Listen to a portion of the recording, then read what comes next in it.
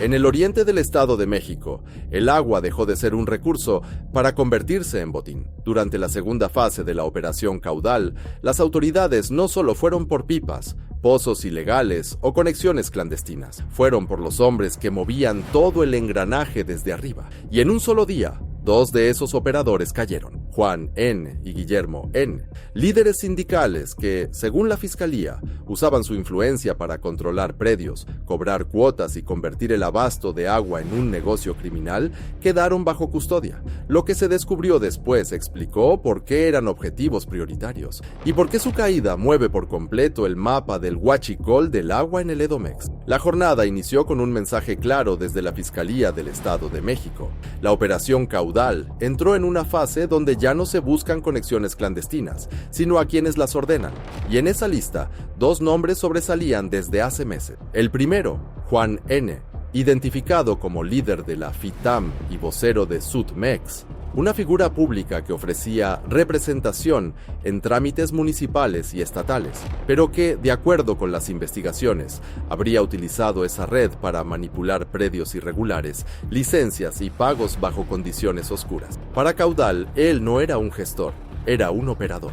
El segundo, Guillermo N., uno de los principales integrantes del sindicato 22 de octubre, señalado por delitos de extorsión, despojo, secuestro y participación directa en el robo y venta ilegal del agua potable. Su estructura, según la Fiscalía, intervenía redes oficiales, realizaba conexiones clandestinas y movía el recurso con pipas afiliadas al sindicato. Ambos aparecían marcados como objetivos prioritarios, no solo por su presunta participación en el huachicol del agua, sino por el alcance social y territorial que habían logrado construir.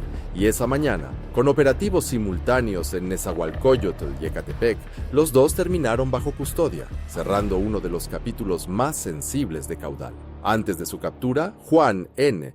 se movía en una zona gris donde la representación sindical y la gestión comunitaria se confundían con algo mucho más serio. Al frente de la FITAM y como vocero de Sudmex, ofrecía apoyo en trámites que, para miles de familias, suelen ser lentos o complicados. Pagos de predial, regularización de predios, permisos de agua, licencias de uso de suelo y de construcción. A simple vista parecía un puente entre la gente y el gobierno, pero según la Fiscalía, esa estructura funcionaba como una capa de cobertura para actividades que iban mucho más allá de un trámite. De acuerdo con las investigaciones, Juan N. habría utilizado esa red para controlar predios irregulares, manipular accesos a servicios básicos y operar bajo condiciones especiales que no existían en la ley.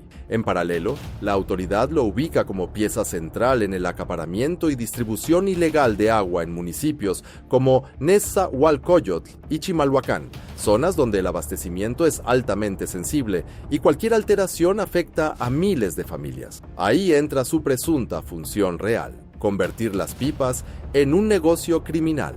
La Fiscalía asegura que miembros de sus organizaciones operaban pipas que no solo distribuían agua, sino que imponían precios, rutas y horarios bajo un esquema de control que se sostenía con presión e incluso violencia. Conductores y dueños de pipas ajenas habrían denunciado robos, amenazas y agresiones cuando intentaban operar sin alinearse a su red.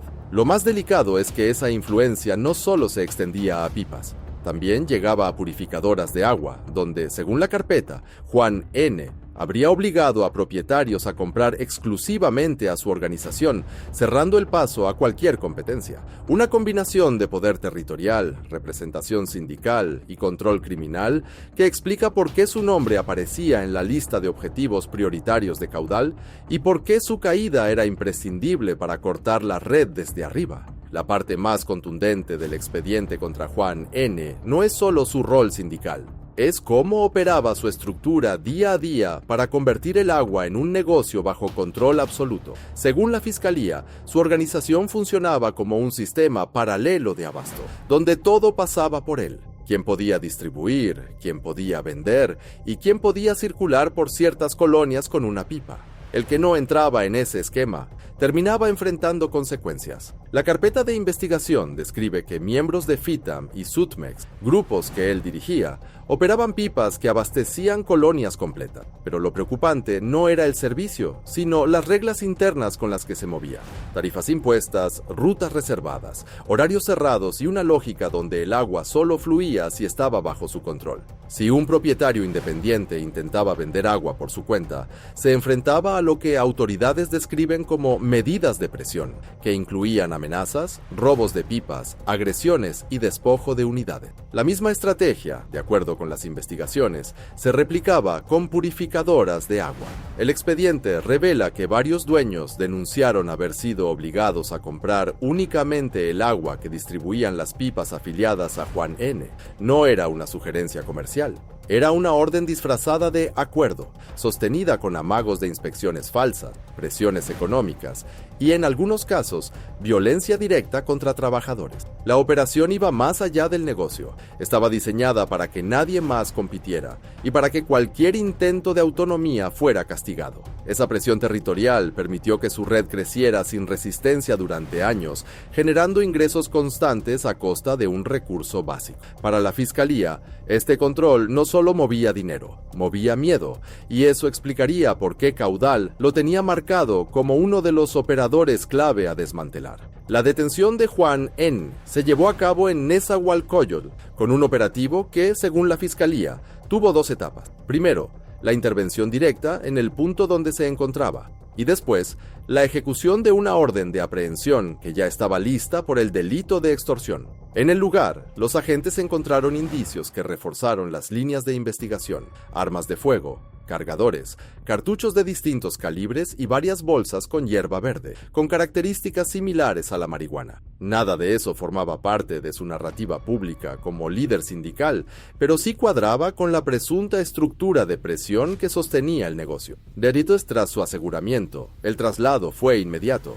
Juan N. fue llevado al Centro Penitenciario y de Reinserción Social de Nezahualcóyotl, donde quedó a disposición del juez de control. Es la fase en la que las carpetas dejan de ser hipótesis y comienzan a convertirse en proceso judicial.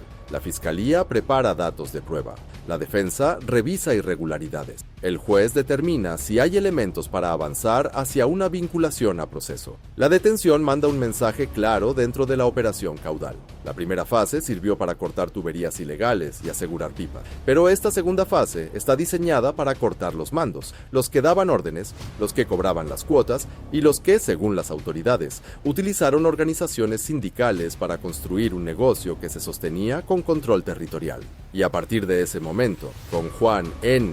ya bajo custodia, la operación dio el siguiente paso: ir por el sindicato 22 de octubre, el otro brazo que movía el huachicol del agua desde otro frente. Mientras el caso de Juan N. avanzaba ya en manos del juez de control, la segunda línea de la operación Caudal se activó en otro punto del Estado de México. Esta vez, el objetivo era Guillermo N., identificado como uno de los principales integrantes del Sindicato 22 de Octubre, una organización señalada por la Fiscalía como parte de la estructura que intervenía redes oficiales de agua potable para desviar el recurso, realizar conexiones clandestinas y venderlo mediante pipas controladas por su propio grupo. A diferencia de Juan, cuya influencia descansaba en gestiones y trámites irregulares, Guillermo N. operaba del otro lado del negocio, la parte física, territorial y violenta del huachicol de agua. Según las autoridades, su grupo estaba relacionado con secuestro, extorsión, despojo, robo con violencia,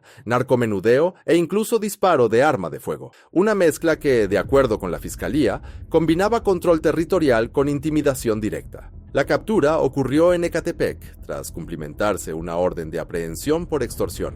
No hubo persecución ni confrontación. Los agentes ya tenían el punto y el momento. Ahí lo detuvieron, lo notificaron de sus derechos y lo trasladaron al centro penitenciario de Nezahualcóyotl, donde quedó bajo custodia y a disposición de la autoridad judicial. La caída de Guillermo N. amarra un cierre importante para esta fase de Caudal. Uno dirigía la red de trámites y permisos falsos. El otro controlaba las pipas y las conexiones ilegales. Ambos, según la Fiscalía, eran piezas clave de un negocio que convirtió un recurso vital en un mercado clandestino. Y con los dos operadores fuera de circulación, la operación se prepara para el siguiente paso: escalar hacia los eslabones financieros y las redes que sostienen el comercio ilegal del agua en varios municipios del Edomex. Con la detención de Juan N. y Guillermo N., la operación Caudal cierra una etapa crítica, pero no su objetivo final. Para la Fiscalía, estas capturas son apenas la superficie de una estructura mucho más amplia,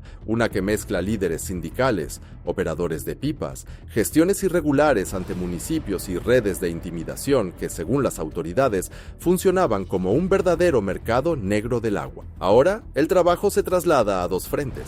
El primero, audiencias, vinculación a proceso y prisión preventiva para evitar que los detenidos influyan en testigos, operadores o víctimas. Cada audiencia será clave porque determinará qué tan sólida llega la investigación a juicio. El segundo frente, seguir la ruta del dinero, algo que la Fiscalía ya adelantó que viene en esta nueva fase. Las autoridades buscan identificar propiedades, cuentas, vehículos y puntos de extracción clandestina para desmantelar no solo a los operadores, sino a quienes financiaban y sostenían el negocio. Fuentes internas han dicho que aún hay otros objetivos prioritarios, algunos ligados directamente a piperos independientes que, presuntamente, servían como distribuidores secundarios. Otros se relacionan con oficinas donde se habrían tramitado certificados, permisos y documentos falsos para justificar el flujo de agua ilegal. O sea, la pregunta ahora es qué tan profundo llega la red y cuántos municipios estuvieron expuestos a este esquema. Lo que sí queda claro es que Caudal no fue un operativo aislado. Es una estrategia que apunta a limpiar un mercado que se volvió violento, costoso y peligroso para miles de familias. Y mientras el Edomex sigue enfrentando la crisis del acceso al agua, las autoridades buscan mostrar que, por primera vez en años, alguien está poniendo freno a quienes convirtieron un recurso vital en un negocio criminal.